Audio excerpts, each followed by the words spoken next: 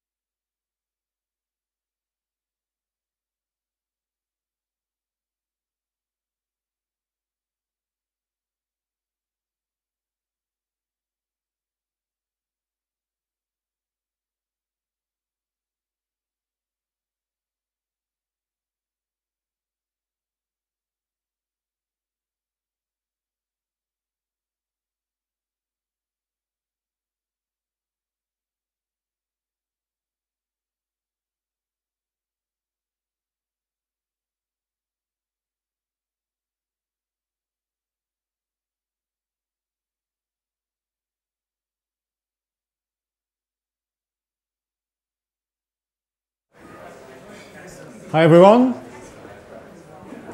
Yes, we're ready. So my name is Renaud. I'm at LayoutSubViews on Twitter, which is amazing because I got this handle like a month or two ago and I was amazed it wasn't taken already. And anyway, I had the idea for this talk a month ago at the last CocoaHeads because when I got out of CocoaHeads, I walked with some people on the street and I think you, mate, you talked to me and you were like, oh, you're like ex-Apple and you used to work on the Bluetooth team. Have you read the Bluetooth Blueborn paper? And I was like, no, I didn't because it's behind me. But then I actually got curious and I read the paper and I realized, oh my God, like what happened in that paper is that the flow that was revealed in that paper was actually code written by myself. And, and suddenly I felt a bit bad. I mean, this was not a widespread exploit or anything, but it was interesting. I found myself in a position that few people actually can be in, which is that you wrote code that is vulnerable and makes hundreds of millions of people vulnerable. And so the idea of this talk is really to talk about how did I get here? How even though, I mean, I'll talk more about that later, but from a psychological point of view, how do exploits come to life? So it's not going to be really technical. It's mostly going to be about how did that happen. Anyway, so Blueborn, did anybody read the white paper or look more than just like the headlines? Plus, of course. And then, yeah, that's it. So anyway, before I begin about Blueborn, let's have quickly talk about me if you haven't met me or talked to me before. Obviously, I was instantiated in France, as my accent tells you. I was born there and I lived there until I finished uni. And in uni, especially, I was really passionate about low-level stuff.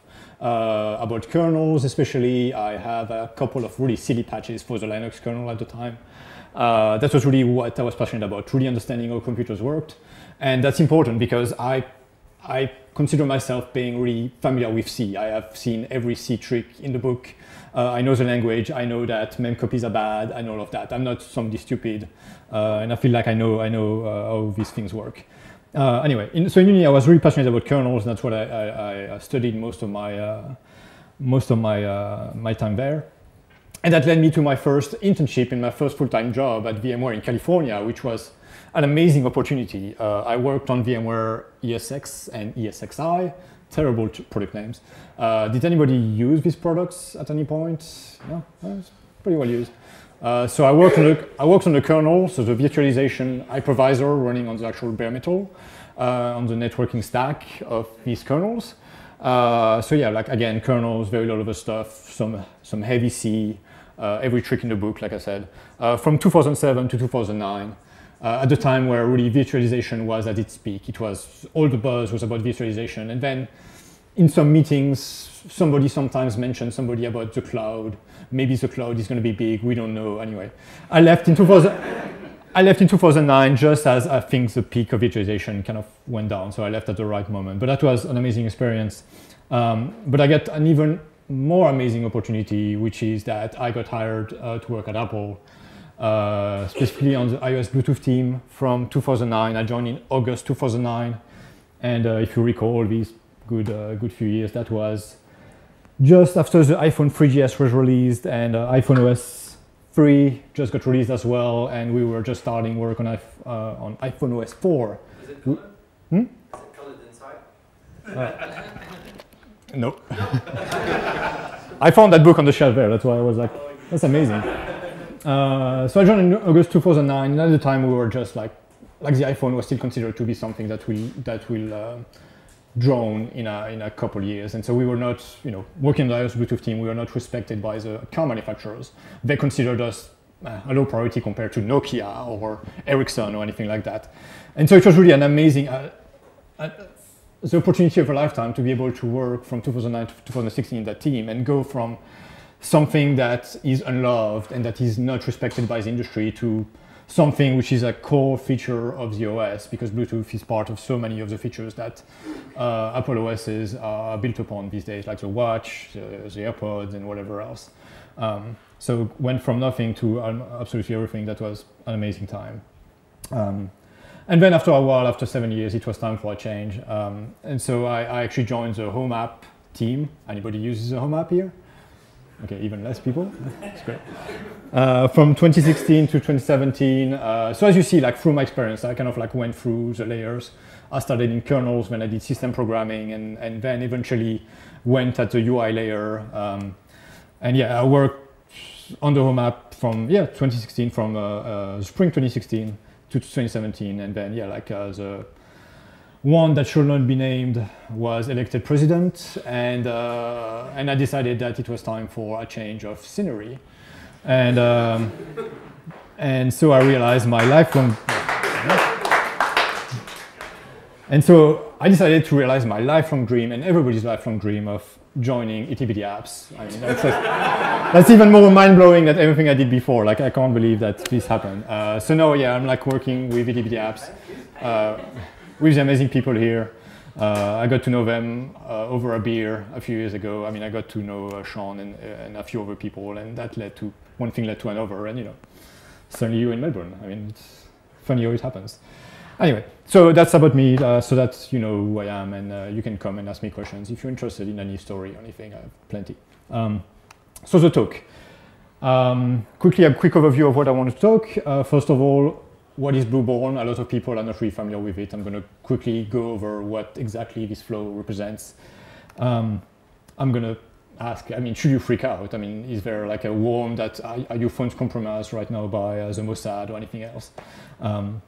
How did it happen? That's really the interesting part to me, which is like, I have insight, I have personal insight inside my brain as to how this happened.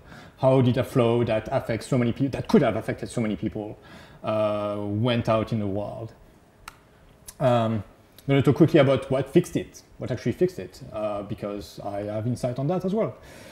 And finally, some valuable advice if you ever find yourself in the position of writing an operating system for hundreds of millions of people. I mean, I know humble brag, but it's could be useful. What is not the talk? I am not going to talk about secret stuff about Apple. What I will talk about, I feel pretty comfortable talking about it. There's nothing secret, there's nothing confidential about it. But yeah, I'm not talking about any secret stuff. And anyway, I quit Apple like 6-7 months ago by now, and I don't know anything that hasn't been revealed by now. So at this point, I don't know anything secret that I will let slip or anything. So I feel good about that. I will not talk about the security policies at Apple. This is confidential. I will not talk about the processes that enforce policy. This is about Apple and not about that specific line of code that created this flaw. And I will not talk about why your AirPods don't work right. I don't know, Bluetooth is magic. I don't know how it works. It just works. Anyhow, so what exactly is Blueborn? And so Blueborn, obviously, like is a fashion nowadays, is like this fancy term that they invented for a flow. Like there was Heartbleed, there was whatever else, and now there's like Blueborn. They had a marketing name associated with it. And they made a little quick video about it. So I'm going to try to play it right now. And if it doesn't work, then we won't show it. But let's see if that will work. 3, 2, 5, 5. We're doing it live. All right. I don't know if we have sound. I hope we have sound. I haven't checked that. Hold on, if you pause it, keep pausing. Yep. Oh wait, what phone have you got? My phone. No headphone jack. No. Yeah, no, iPhone 7. I can't help. Wow. Okay, never mind. When you can go. Headphone jack, it would work. Yeah, you can go on YouTube, and there's a little Blueborn explain video, which is basically like I'm going to go quickly over it just to show you what it looks like. If my cellular connection goes, fancy animations, there's all of that. And then there's some CGI with some badly rendered characters, like a delivery guy that delivers a bunch of packages, but it's malicious, so he's infecting all your devices just as he delivers your packages. And you should be really frightened, and yeah. So a lot of marketing dollars went into advertising this security flaw, which I don't understand why, but this is pretty common nowadays, apparently. So anyway, they have this video, you can watch it by yourself. And then I have to reconnect from this guy. So give me a second.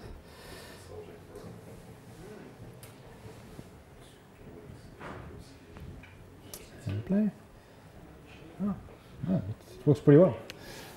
So what is Blueborn? Quickly. Well, Blueborn is it's actually a collection of vulnerabilities in different Bluetooth stacks. It's not just iOS or anything like that. It's actually just, it's a team that spends some time saying, hey, by the way, our Bluetooth stack's secure, and they found a whole bunch of stuff, because usually nobody really cares about Bluetooth until it's too late. Most of the vulnerabilities they found actually affect Linux and Android, because these stacks, actually they share the same stack, which is BlueZ. And BlueZ has the same, has this vulnerability, so it affects mostly Linux and Android. I think there's like 7 flaws for this particular stack. But there's one iOS vulnerability also that they found, and they kind of agglomerate it into the rest. So the Android and Linux flaw are very much more dangerous, but they still bundle this iOS vulnerability together and say, oh, iOS is also vulnerable to that, even though it's totally not the same vulnerability. And it's way more difficult to exploit. And all of them, I mean, it's just all a bunch of bad mem copies. We know it happens. You just copy into a buffer, you don't check your length, and somebody cleverer than I am knows what to do with that stack, and make it actually do whatever it wants. Anyway, so in the paper, what I found interesting, for example, was this diagram, which is they analyzed the iOS Bluetooth stack with a tool, I guess, that analyzes the path of the data as it flows through the stack. So it's interesting to see your code that you're familiar with, but analyzed in such a way where it's visual, and that's basically how they analyze, what code paths are used in which circumstances and all that. And they have this neat visualization of where the data goes. And you can see, right, it's a Bluetooth stack is basically a network stack. It goes from the bottom, from the hardware, to the top where it talks to an application, for example, and you go for different layers, and it looks pretty neat. I found it was pretty neat to see a visualization of code like that. They say, so basically, and then they have this quote about the flow in iOS, which is that you can send a packet to a specific channel ID, CID, and think about a CID like a TCP port. It's basically a number that's representing a port. It says, okay, it's reserved for LEAP's single channel, and through its LEAP streams can be created to transport LEAP audio data, parentheses, presumably. LEAP is a LE audio protocol, and it's used by hearing aids.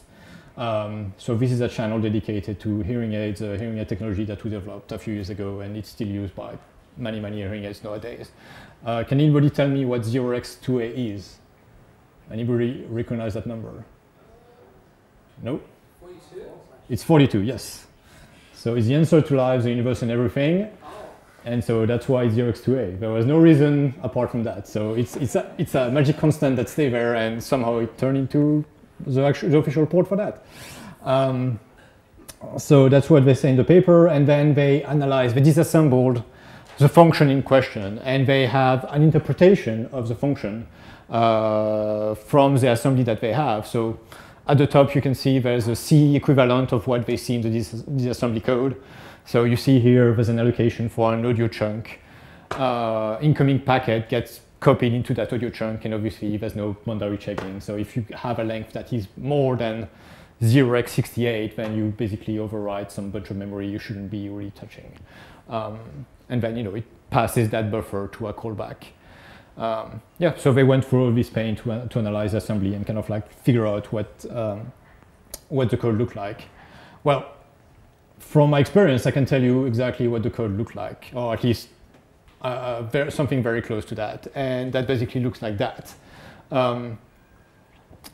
It's C++. I'm sorry to show you C++. I know it's late, and I know it's not the hour for that, but this was written in C++.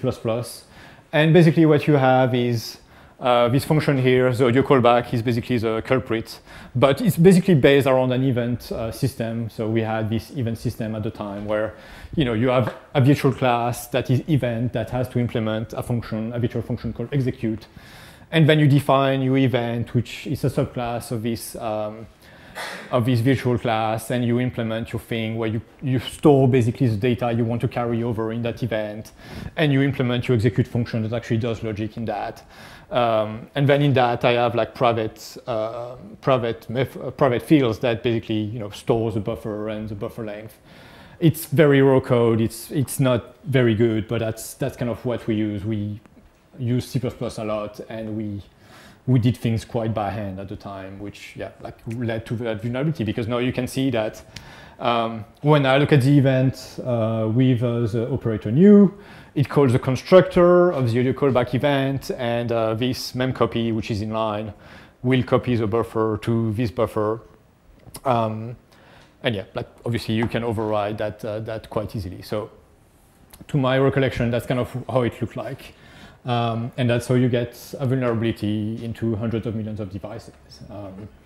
And it's a shame. I'm sorry. I have to say it at least. I'm sorry it happened. But the question is, should you freak out?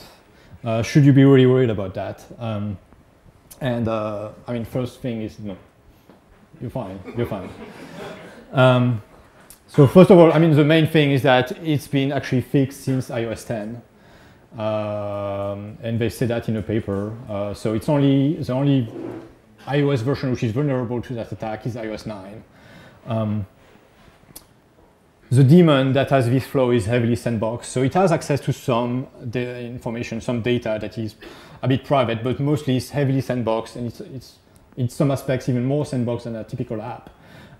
So it cannot do anything you can think of. So there's a system behind the scenes that also sandboxes the daemons. Not only your apps are sandboxed, everything in iOS is sandboxed, even the Apple stuff. So if it gets compromised, it can only do so much damage because the process is sandboxed, in theory. Who knows?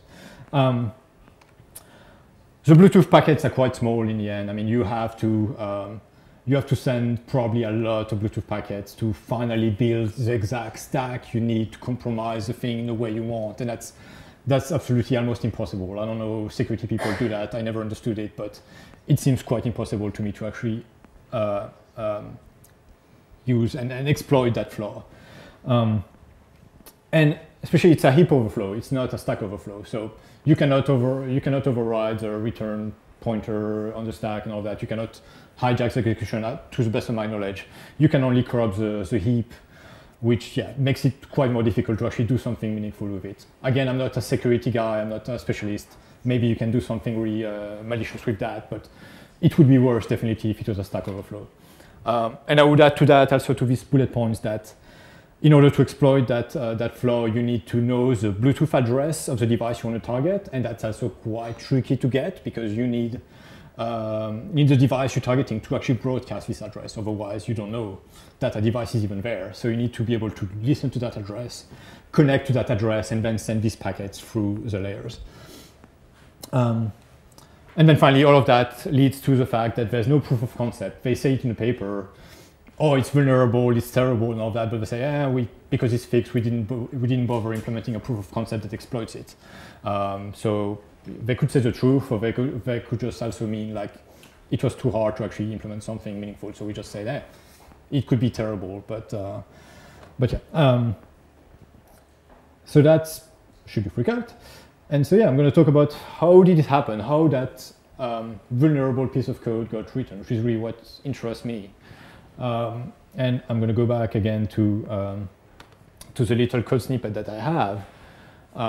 So when you see that, right, like when you know that it's vulnerable, it's quite obvious. You're like, duh! I mean, there's a mem copy and you definitely are copying a buffer with the input length directly without any bunch checking. This is obvious.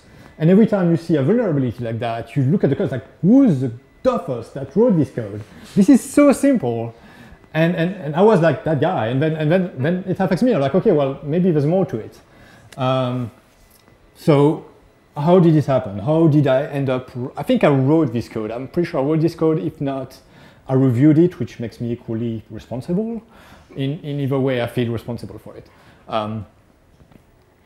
So how did this happen? I think, to the best of my recollection, I wrote that code maybe 2-3 years ago.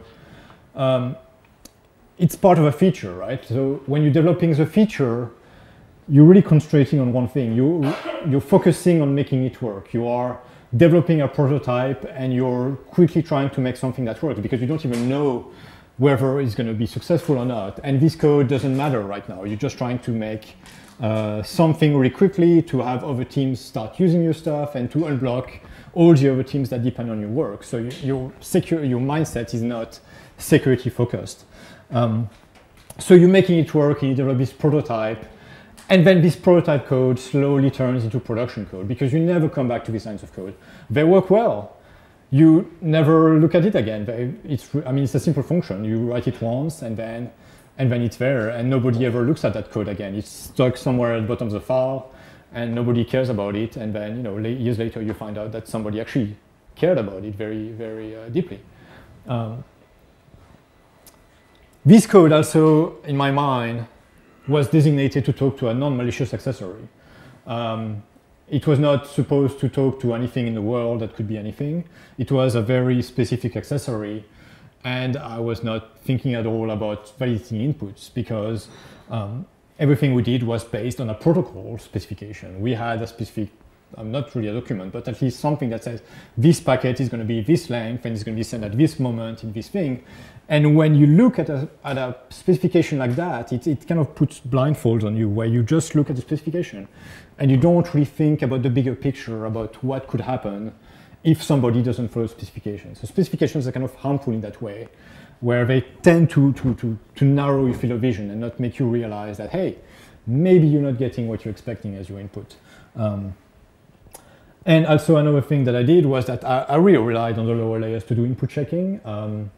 The vulnerability can be exploited because basically you can send that packet to that layer without having to pair with iOS, without having really to do anything to interact with it. And in my mind, I was really sure that some overlayer's responsibility would make sure that everything was fine, that the packet could not be bigger than a low energy Bluetooth packet, but actually it can be bigger than that. All of these things, I really put my trust into overlayers that didn't actually exist. And so I thought I was fine. I thought that was just pure application, business logic code, but that was not. It was a front-facing function that took unvalidated input from outside. And I didn't realize that at the time. If I did, I would definitely have written that in a different way. But to me, that's basically the most important point. I really thought that lower layers would take care of that. And that's probably what many vulnerabilities out there do, which is that they just trust some overlayer will take care of security. It's not my problem, it's somebody else's problem. But no, it's every layer's problem. And actually, this feature never even got shipped, but it remained enabled. This code remained enabled. This feature that I developed was not actually used in the end. We went another way to develop that feature. I'm not going to talk exactly about what it is. But in the end, this prototype code that never got anywhere, it wasn't used. It just stayed there.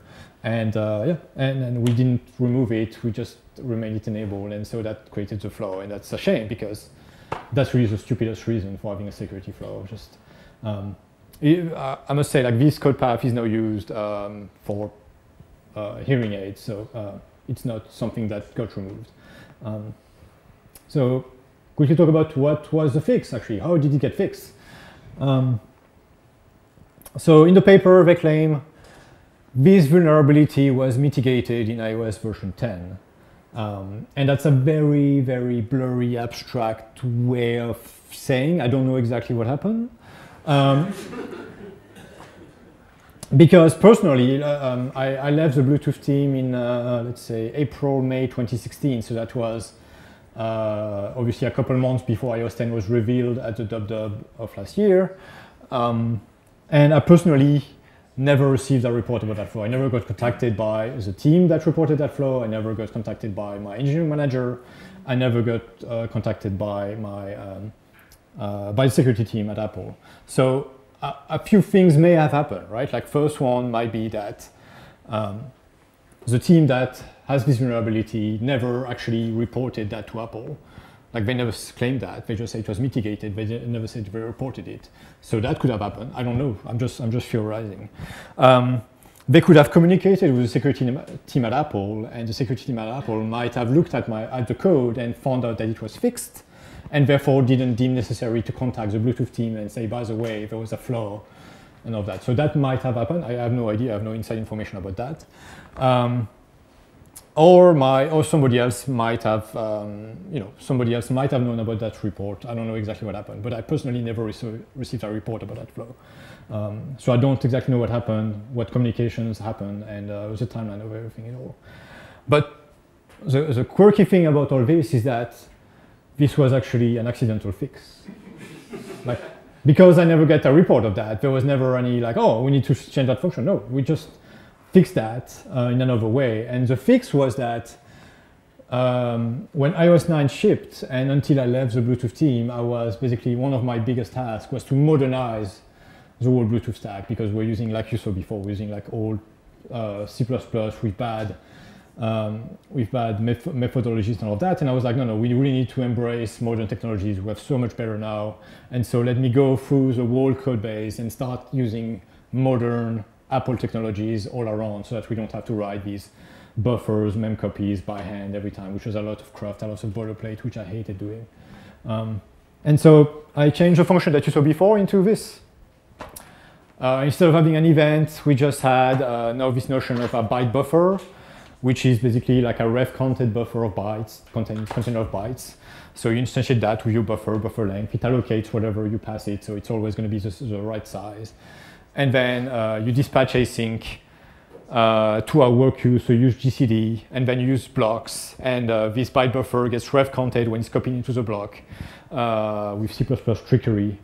And then you call your async processing function, because we basically want to do that processing on a queue which is not the current queue, because current queue is basically the real-time queue where you want to send audio really soon. So you don't want to do most of this work on that.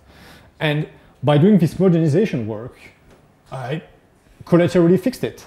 Like there's no flow anymore, and that's probably what happened, right? Like when they say it was mitigated, it's not because we were aware of that flow. It's just by the way, my modernization work just fixed that thing as well, and I did that work everywhere, and including that function. It was just a happy coincidence. But I'm sure that we would, if it was not the case, then we would have been notified by somebody and really fixed it in another way. But in my case, to my recollection, it was accidentally fixed. So yeah, that's the story of the Blueborn iOS vulnerability. And so I can give you some closing words on some advice. Like I said, first advice, and I think we can all agree, avoid C++. I mean, there's really no reason these days to use this language anymore. There's few use cases for it, but we have way better languages now, including Swift, including Rust, including whatever else. I mean, C++ has passed its time, except some really like nerdy people that really like templates and whatever. Like don't avoid C-based languages as much as you can. There's no reason nowadays to just use that. You have compiled languages that are performant, high level, safe, and that have the same characteristics as C++, so avoid it. Another one is that technical debt is evil. In that case, it's literally evil. It's not just like figuratively, because it actually creates security flaws. I know that we always say, premature optimization is root of all evil, and don't fix what's not broken and all that, but in that case, actually, that was beneficial. So there are instances where getting rid of technical debt both fixes bugs, fixes flaws, and makes your life better. So technical debt, I think we truly hate it, and it's up to you to really like allocate yourself some time during your project to just say, what, we're gonna revisit that, and we're gonna try to get to technical debt. I hope that you all work on projects where you spend some dedicated amount of time just refactoring some old stuff to make sure that you use the best practices of the day. It's always a good thing to have. Another recommendation is that, yeah, don't forget to fully disable features that did not make it into your app. I think last month, actually, we got a great talk from Stuart Gledo that talked about how to do that in an easy way with his nice feature switch.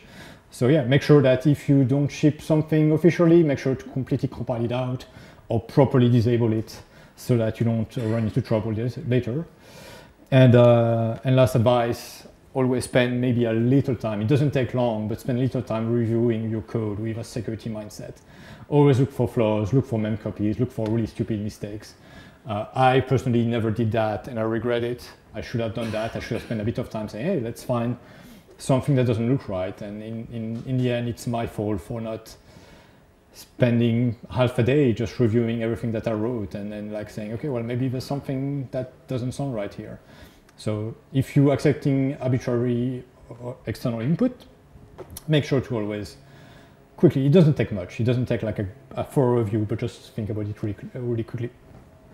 Anyway, and that's it. So I'm open to questions now.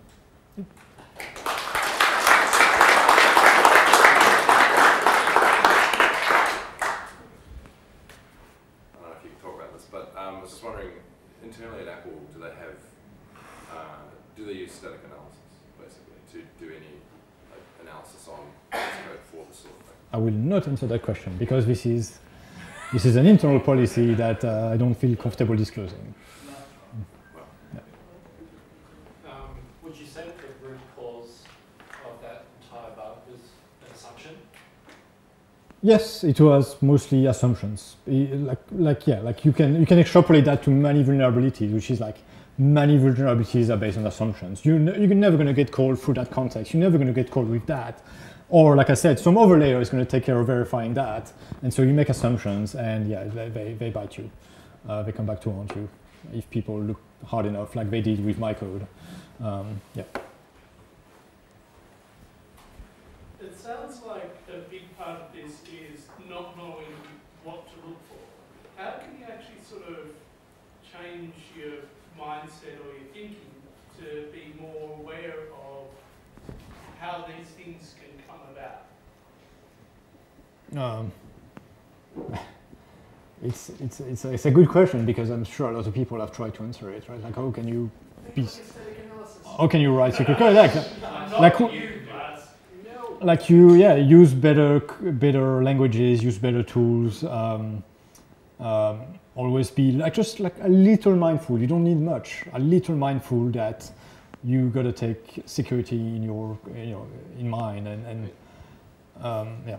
And if I can comment, like when you said you fixed it accidentally, you may have fixed it accidentally, but you fixed it by applying a better pattern.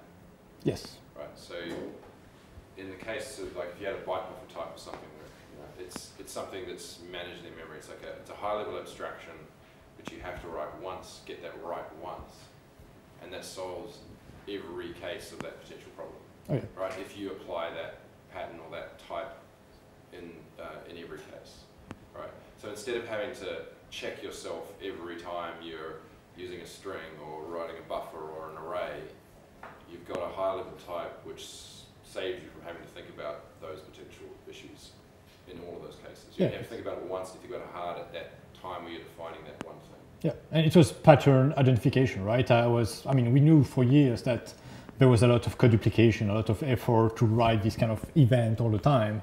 And for years I was like complaining, it's like, we need to do something about it, we need to do something about it. And finally I got enough time and enough runway to say, okay, let's take off technical debt and I'm going to dedicate my time to do that.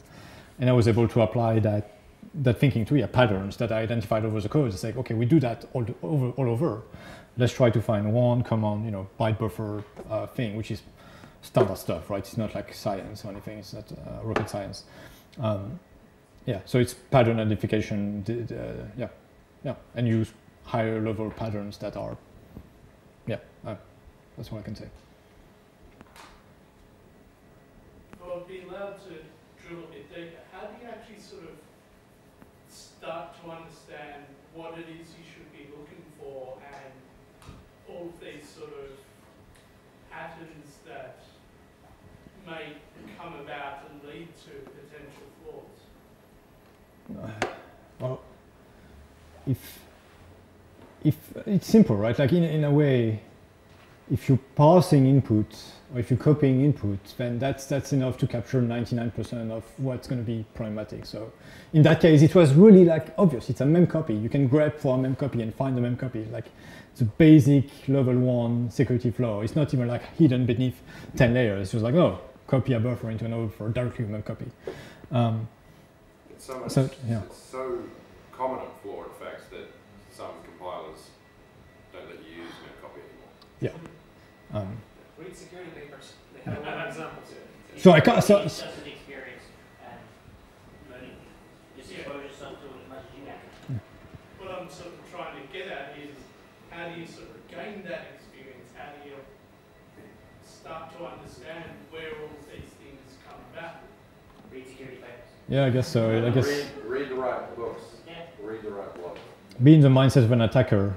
That really is no like. Yeah, that too. That's, Write a Bluetooth stack. Yeah. And don't use mem copy. yeah, never use mem copy. Anyway. Oh. I want to get to OS development, would you still recommend like the Dragon book? So Dragon book. Dragon book, still like a picture of like a dragon on the front with a guy with a sword. It's like for like kernels and stuff. Oh, that's compiler. Sorry. Yes, LLV. OS is dinosaur book. Dinosaur book. Would you recommend the dinosaur book? Dinosaur book. I don't know what book that is. I'm like too old for this now. It's like, but, no, like what I did to learn kernels was I had a couple books.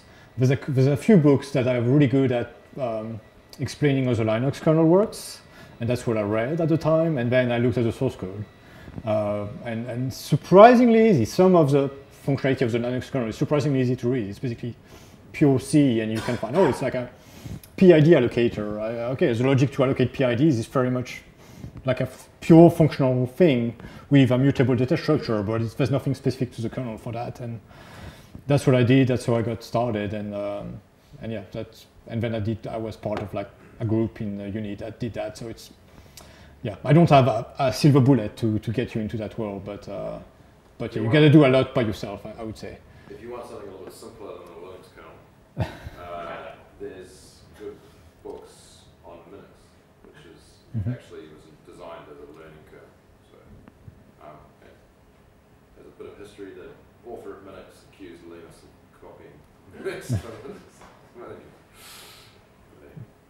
But it's, I would recommend if you haven't done already in your life, write a kernel. It's actually fairly easy. I mean, fairly easy. It takes a few days. But to get something booting and to get something on the screen that you can interact with, it takes like a few hundred lines of code, not more than that. It's really fascinating to really go through the bootstrapping process of the x86 architecture and stuff like that, and then get, I am like really bare metal. And from this point, once you get, it's like the triangle when you do 3D. Once you get your little cursor on the screen, like, okay, well now it's just a matter of writing the rest, and you get a Unix, right? And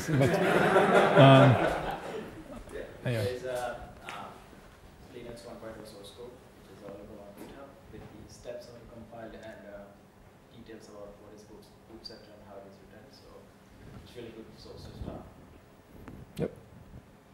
Oh yeah, and get yourself familiar with the x86 reference manual, which is also like the Bible of everything, where Intel explains to you what everything does. Anyway, it's 800 pages of like legacy craft, and then 200 pages of like, this is actually what you use in the modern world. So that makes you hate the x86 architecture because there's so much legacy in these chips. Anyway. Yeah. Any other question? Yeah. So as app developers, when we sweep an object to C, we seldom need to directly manage the memories in library that it's constantly do. So do you have a suggestion of where we should be more mindful to not cause security vulnerability? So I am not a security specialist, right? So I'm just a bloke who just wrote a flaw using C. So I don't really know how to give you advice for that. Like same thing for Matt, right? I'm like, I don't know if I got a lesson out of this, except that, yeah, well, it was really dumb. But I don't have really good advice on, okay, how to make all of your code secure. Here are the guidelines. I don't have that really this thought, and Blas has a thought. Use SSL, use SSL pinning, don't trust your backend. Yeah. But again, I'm going to come back, right? Just think, maybe for a few minutes of the day, just think about security.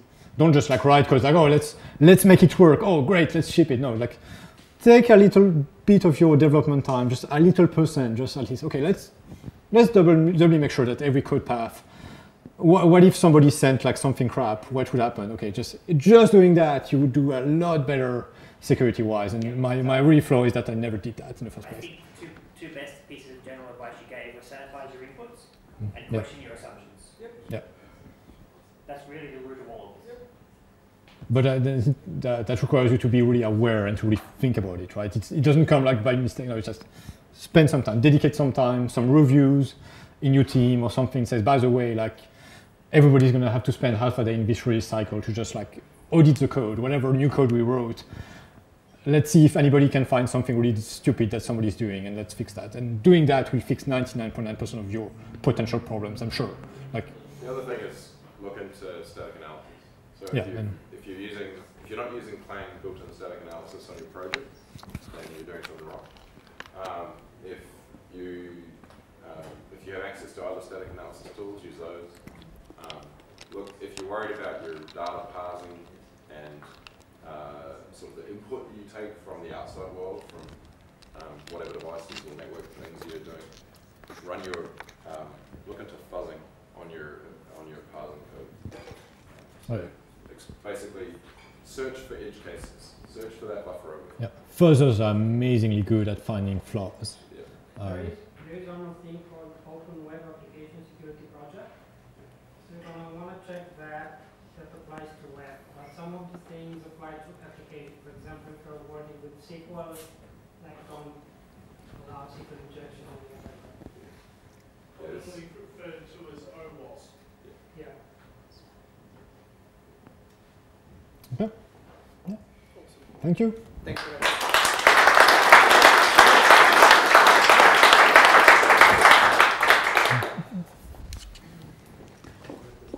All right.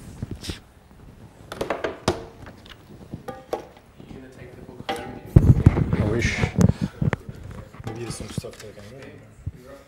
No, that's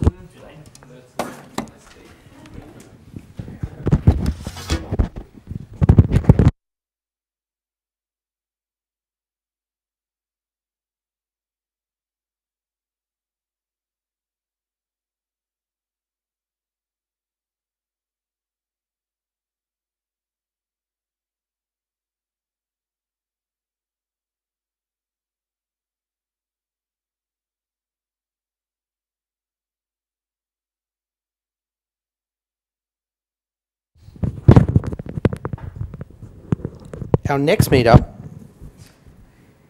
is not next month. Don't come back here in 4 weeks or 4.5 or 5 weeks or whatever it is. I'm pretty sure that Tuesday the 8th is the second Thursday of February.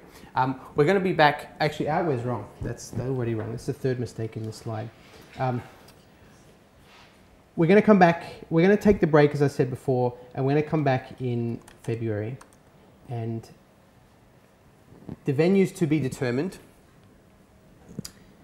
Everything's to be determined, as I said. We're going to have that meeting in 2 weeks at Sean's office. If you're interested in coming along, the RSVPs are they're not going to be open because I think we might just end up with people thinking it's a meetup and turning up thinking there's going to be beer and pizza. So if you're interested in coming along, catch up with Rob. There may be beer and pizza, but We're not putting any promises out there. Yeah, There will be beer with pizza probably. yeah, or maybe we sit down dinner, 3-course meal. So that's, as I said, that's coming up in a couple of weeks. I'm really interested in everyone's feedback and anyone who's keen on contributing. I'm going to reach out to certain people. The people who have contacted me directly, I'm going to reach out to you the next week or so and invite you along to the catch up. We're still going to run the hack nights in their current format at the Mill House up until December. Luke, that's good with you? The Sometimes it's on Christmas. Yeah, Christmas Day is the Monday this year, so I think that makes Hack Night the Boxing Day, which is probably horrible. So we'll probably run it the Tuesday before. Yep, we'll keep those announcements coming. But thanks everyone for coming along this year and coming along tonight. It's been actually a lot of fun. I think we've had probably some of the best presentations this year, and tonight was actually phenomenal. I thought all three were excellent. So thanks to everyone who has spoken. If I've recorded your talk, or if you've spoken this year, I have recorded it. I'm going to try and get them published. I think it's super valuable for now and for the future. I mean, even Reno's comment, like, Reno, you met Chris Miles from a Melbourne CocoaHeads presentation, and in a way that's how you're in Melbourne now through some of those connections. So it's super valuable going forward. And I share that. I'm really passionate about that. So if you kind of feel that as well, get in touch. Let's organise February, sponsors, speakers, sort of getting stuff done. Grab another beer before you go. We're 9:20 is super good time for tonight. NS breakfast, Matt, are you good for that? So in November and probably December. Yep, that's but not January. no, that's cool. January's off limits anyway at the moment. Also, there will be cake in November. What? It's an iPhone. Is that because you're getting an iPhone or because it's your birthday? Right. Okay. All right. So. It's going to be shaped like the iPhone X. iPhone 10. So the NS breakfast is another opportunity, and Matt, if you're up for it next year, we'll keep running NS breakfasts on the Friday mornings. That's been really good.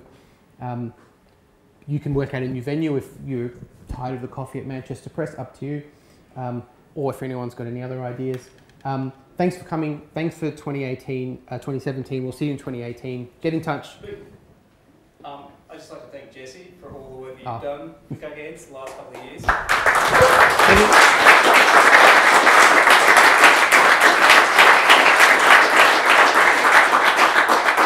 a lot of work, I know. And I think if anybody is interested in helping out the community, by all means get in touch with Jesse. And yeah, I can't say enough about what Jesse's done with all the videoing. And they will come out eventually, I know. They're all there on the hard drives and we're. But it is a lot of work, so I think it's credit to you for picking up Thank where you. I left off and seeing the group get bigger and stronger over the last couple of years. Yeah, and I think since you ran it, and over the last couple of years since I've run it, it's been in like 2 or 3 years. Like, things keep moving forward, and I think we've never taken a break. We've never had 2 months, 3 months off in 10 years. So I think starting again in February is going to be super exciting. So awesome. See you soon.